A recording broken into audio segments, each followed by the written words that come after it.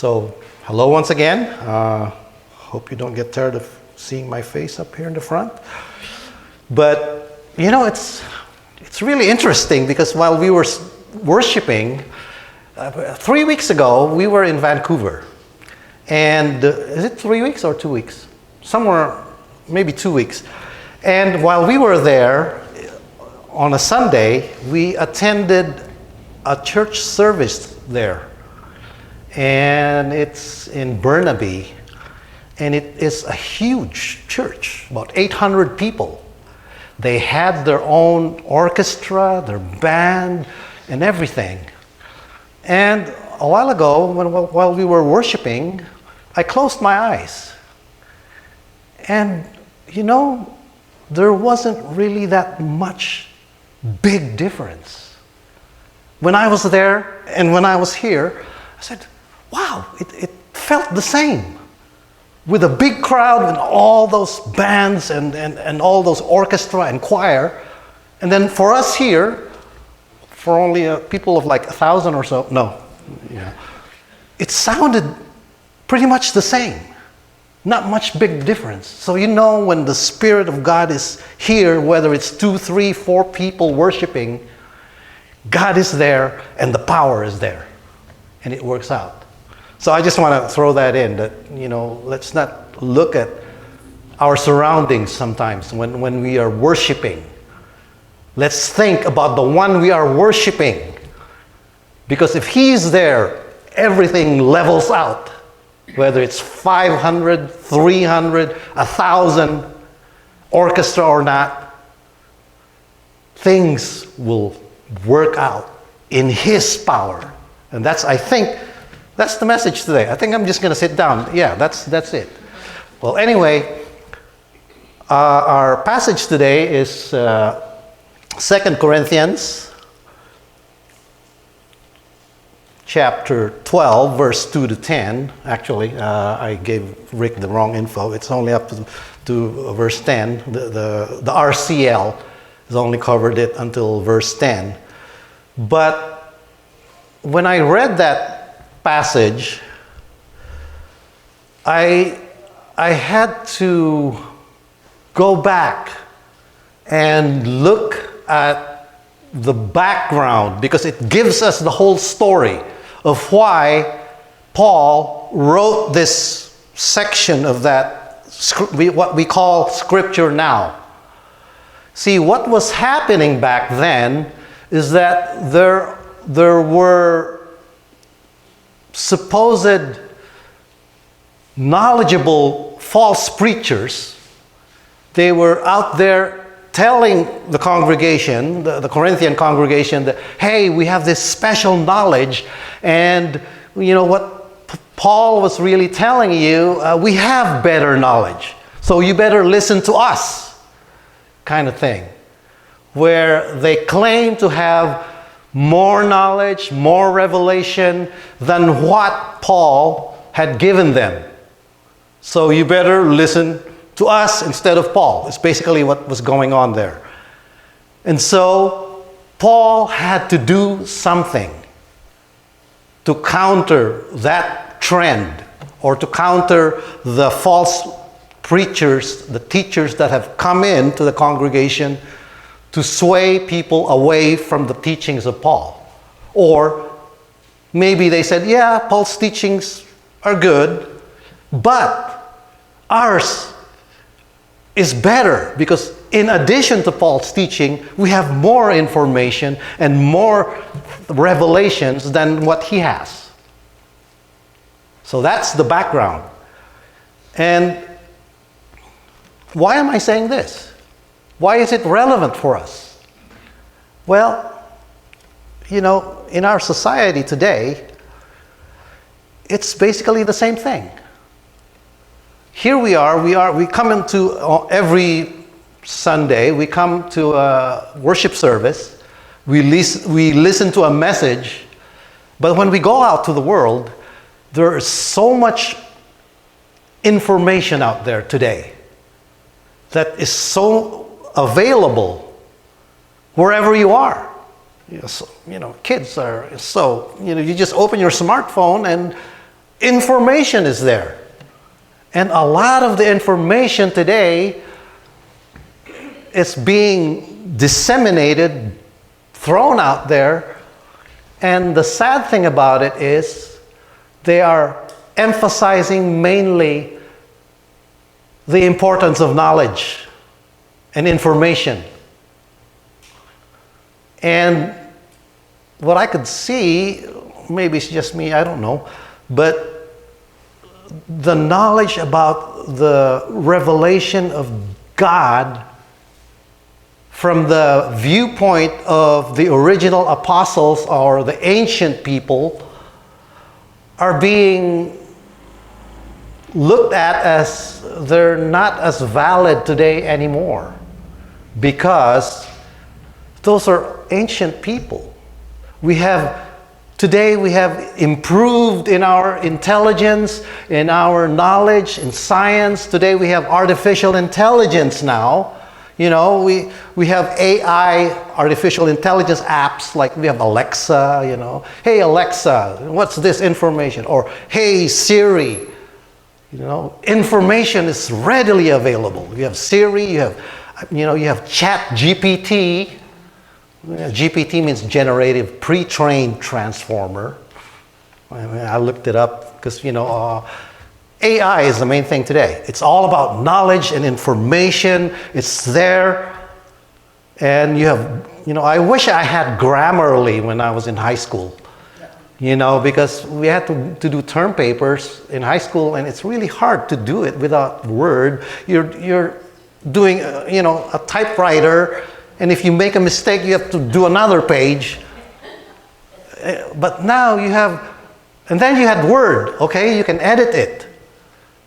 And then now it's better. You have Grammarly. It's an AI where you can just input, hey, this is what the speech that I want to do, or the topic that I want to do. And Grammarly would say, boom, write out the whole thing professionally. Knowledge.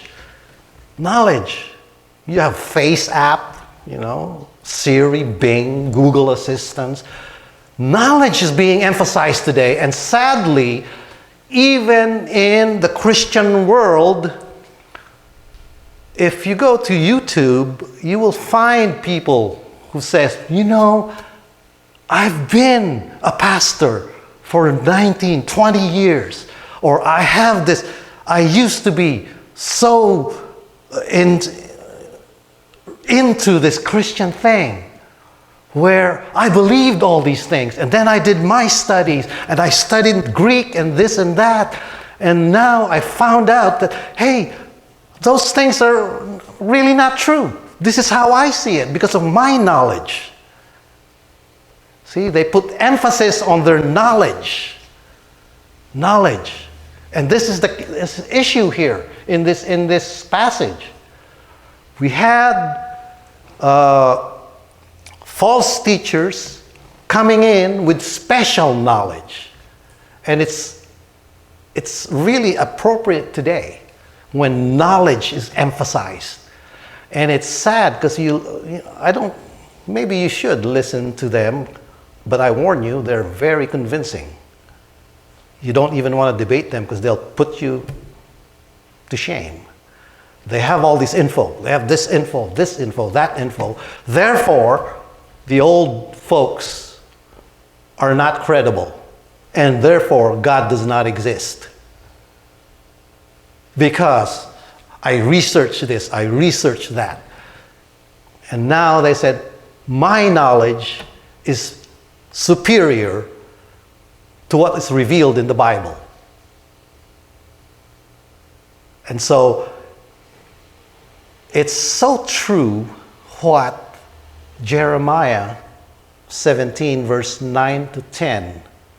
Jeremiah 17 verse 9 to 10 said.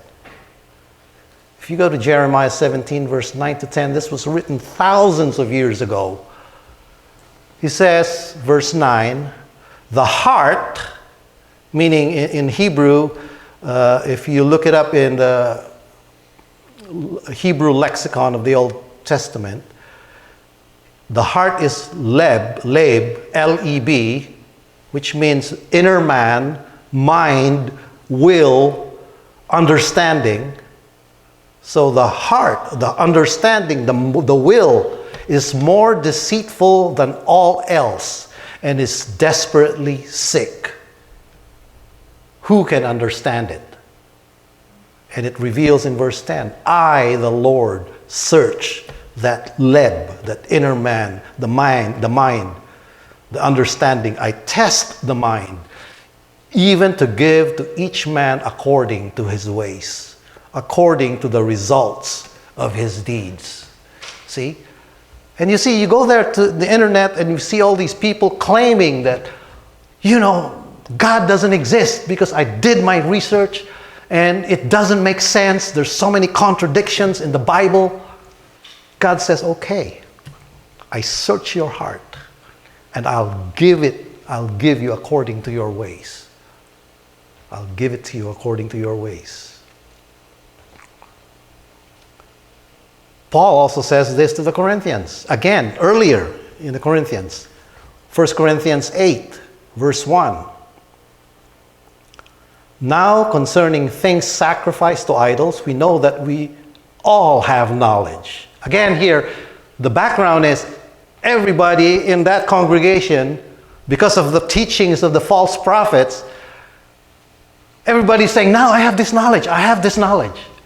And so Paul says here, it says here, now concerning things sacrificed to, we know that we all have knowledge. We all have knowledge. But he says, knowledge makes arrogant, but love edifies. Arrogant means phosioo in Greek, means to be puffed up, to bear oneself loftily, to be proud. Knowledge makes you proud. It's a fact that we have to be very careful. I have to be very careful. For all of us that study and learn things, we should realize that, I better watch myself when I start learning a lot of things, that it doesn't get to my head and become arrogant. And just listening to those who have deconstructed from Christianity. These are people who have PhDs. They have been pastors for 19 years. And they're saying, I did more study and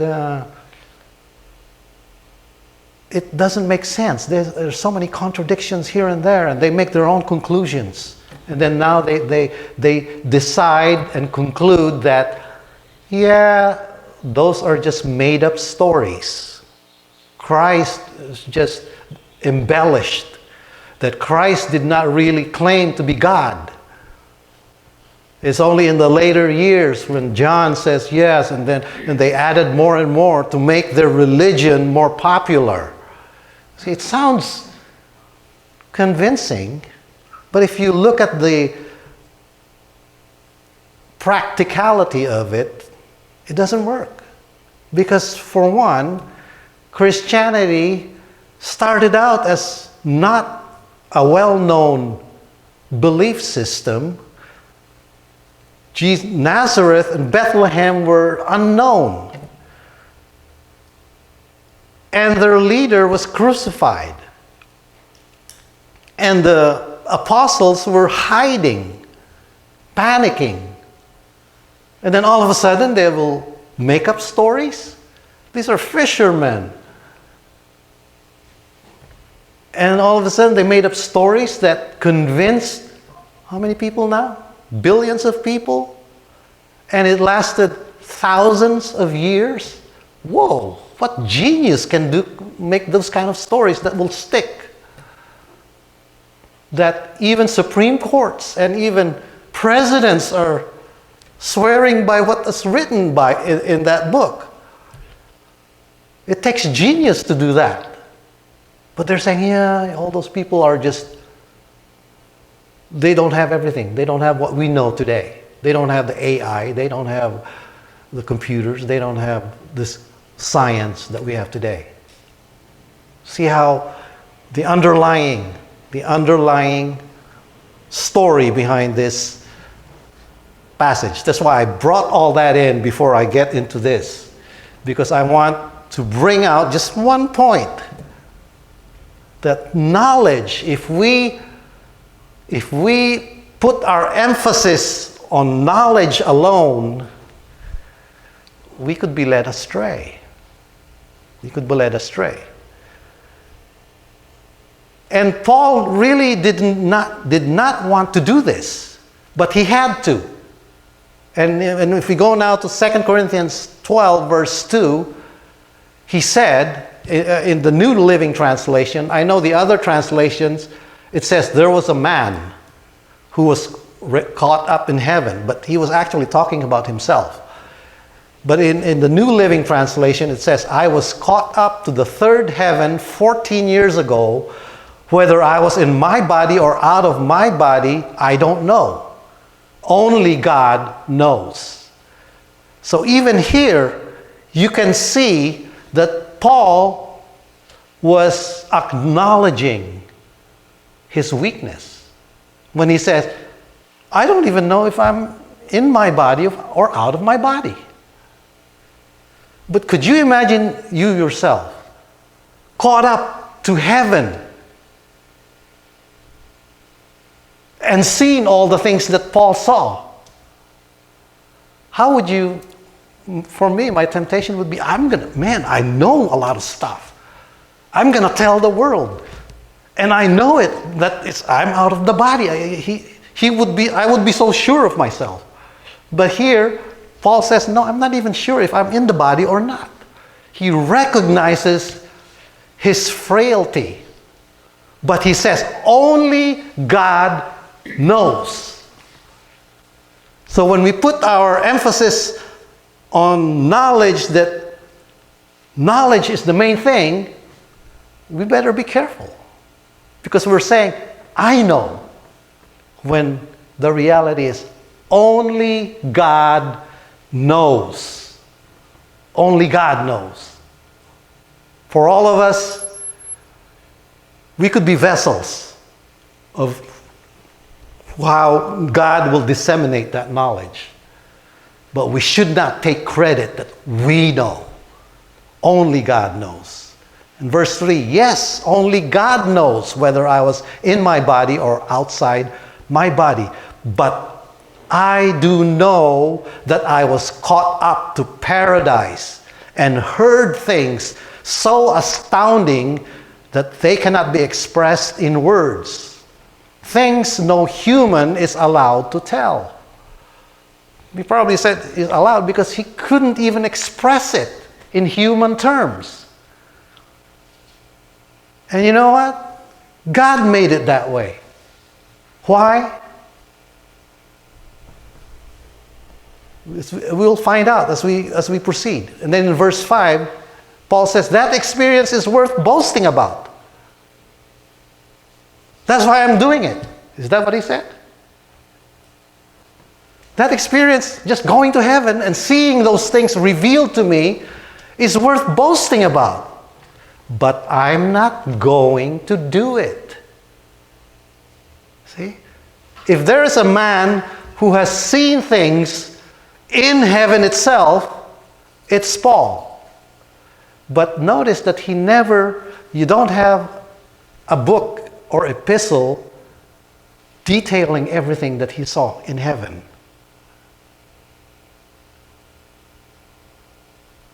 I'm not going to do it. But what I will do, he said, is I will boast only about my weakness. Do we do that? Do I do it? Most of the time, we tend to boast about our good things. When we have a weakness, we hide it. That's embarrassing. I don't want. People will look down on you. But here, Paul says, I will boast only about my weakness. The man who saw things that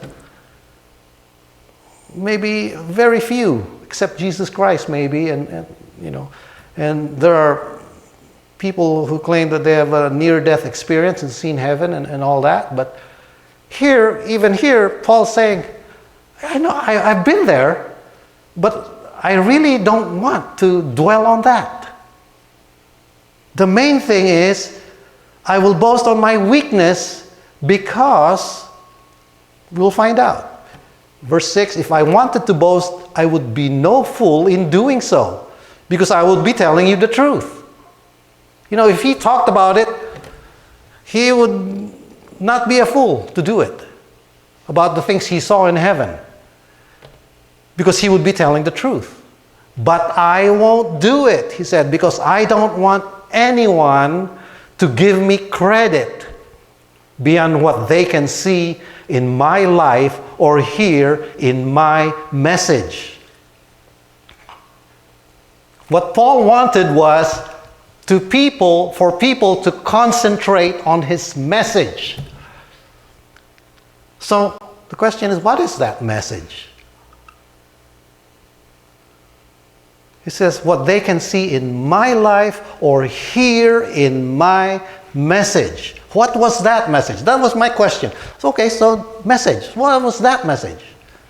Well, it led me to 1 Corinthians chapter 2, verse 1 to 3. 1 Corinthians chapter 2, verse 1 to 3. Paul here again was addressing the Corinthians. He was saying, when I came to you, brethren, I did not come with superiority of speech or wisdom, proclaiming to you the testimony of God. I didn't do that. Verse 2, he said, for I determined to know nothing among you except Christ and Him crucified. That is the message that he wants to bring. He has seen a lot of things in heaven, revealed to him, knowledge, probably better than the AI knowledge that we have today. But he said, I have determined to know nothing among you except Jesus Christ and Him crucified.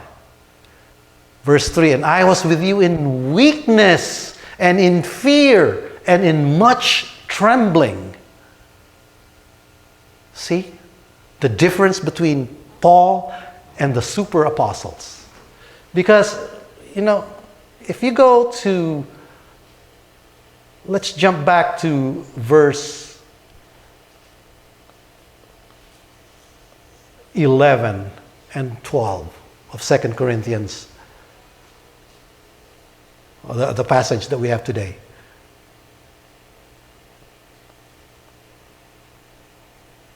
2 Corinthians 12, verse 11. Here, Paul is saying, you made me act like a fool, boasting like this. You ought to be writing commendations for me, for I am not at all inferior to these super apostles, even though I am nothing at all. See? Here he says, okay, yeah, you have super apostles there, telling you all these knowledge. Now you made me boast like this. I was not supposed to do this. Because when I was with you, I certainly gave you proof that I am an apostle. For I patiently did many signs and wonders and miracles among you. But that's not the main thing. It's not all the hoopla of miracles, signs, and wonders. He said, my purpose is to emphasize and preach Christ and Him crucified. Christ and Him crucified. Okay, we go back now to 2 Corinthians 12, verse 7. He says, even though I have received such wonderful revelations from God, so to keep me from becoming proud. We have to admit, brethren, that knowledge will tend to make you proud. It will. It does to me. Especially if you're out here preaching and you're doing studies, like, wow, look at what I found. And then it can get to you. And it could get to people, especially, wow, look at the message that he gave. It's like, I did it. And then people will be looking after you like, oh, he's such a good... And it can get to your head. It's reality. And if you're not careful, you would be looking to that recognition and lose the fact that it's all about God. It's all about Jesus. So verse 7 says, even though I have received much wonderful revelations from God, so to keep me from becoming proud, I was given a thorn in my flesh, a messenger from Satan to torment me and keep me from becoming proud. Wow. The great apostle Paul himself admitting that he can become proud. If that thorn in the flesh was not there, he would have become proud. So God gave him a thorn in the flesh. 3 times he begged the Lord to take it away. He prayed. And it's not, he's not saying that prayer, we should not pray. But here, in this context, God chose not to remove that thorn in the flesh. Because of the many revelations that Paul has received, it would have made him proud. Would have made him proud. 3 different times I begged the Lord to take it away. Verse 9, each time he said, my grace is all you need. Sometimes we read that and say, okay, God's grace is all I need. But let's dig in deeper, especially in today's context, where knowledge is so important. Research. I've done this. I've read this book. I've read that book. This theologian's concept of Scripture.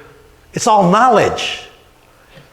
But a lot of those deconstructed former Christians, their main thing too is, if God is good, just visit a hospital and the orphanage and see those dying children and the parents who keep praying day in and day out, and the kids die anyway and suffer anyway.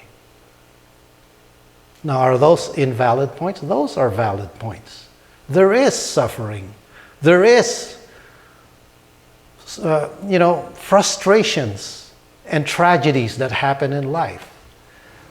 But when you tie that in with, my grace is all you need, what is the epitome of God's grace? Of the evidence of God's grace? Jesus Christ on the cross. Jesus Christ becoming one of us, sharing in those sufferings, sharing in those temptations. That is the grace of God. We cannot say God doesn't know what we go through. In all these sufferings that we go through, he said, I am coming down and becoming one of you, and I will share in that suffering. And I bet you not even one of us suffered the way he did, hanging on the cross. That is the grace of God. And so we just think about that. That is the grace of God. That's all we need. That's all we need. Because, it says here, my power works best in weakness. Jesus Christ, God in the flesh, although he performed miracles, it's for the good of people. But he didn't just go around saying, oh, look, I'm God in the flesh. Look what I can do. Look what I can, I can create a rabbit out of nowhere. He didn't just do that. He performed miracles because he genuinely wanted people to get well. But his main thing is to share in our sufferings and our temptations. So we cannot say, God, you don't know what I'm going through. And God, you don't have love. If you're the God of love, you know, you don't know what all these poor children are, you know. He knows. And he shared that suffering. It's all his grace. So that the power of Christ can work through me. Verse 10, that's why I take pleasure in my weaknesses, in the insults, in the hardships, persecutions, and troubles that I suffer for Christ. For when I am weak, then I am strong. And I know, brethren, when we go out of here, out of the services today, I'm pretty sure you'll have some trouble of some sort. You know, for me, my trouble would be probably trying to remember the message today. No, just kidding. You know, because of my age. So we have troubles in life, but we should remember that God designed it this way so that our trust in Him will always be there, and our reliance in Him will always be there. We should, you know, troubles and weaknesses cause us to look to Him. It should. It should not do the opposite, wherein when we have troubles, like, look at me. He's not even taking care of me. No, it should be, Lord, I need you. You're there. You're there. And how do we know He's there? There's so many. You know, all these people say we cannot prove God. But if I did that, we'll be here for like 4 or 5 hours. You know, you can prove God. I mean, just a simple fact of mathematics. I say that because I'm an engineer. Math is there whether we think about it or not. Why is it there?